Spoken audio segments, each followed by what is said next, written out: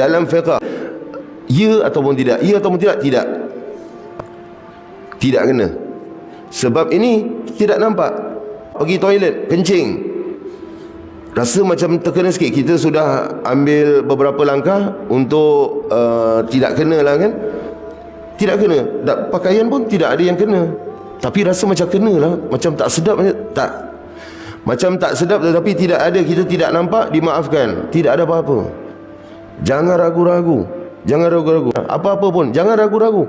Ini air kencing lah, agaknya air kencing lah tadi tak ada tapi tak apalah, bersihkan aja lah. Buatnya solat tidak diterima, tidak dibebani. La yukallifullahu nafsan illa wusaha. Allah tidak membebani kita.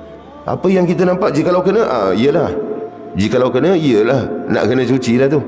Cuci pun, kalau kata celana dalam kita terkena, bukan basuh seluruh celana dalam tu, basuh tempat situ aja.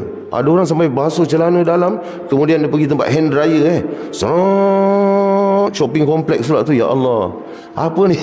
Basuh sikit lah kalau kena macam sini kan, basuh sini, air, bersihkan, dah tak ada, dah sudah.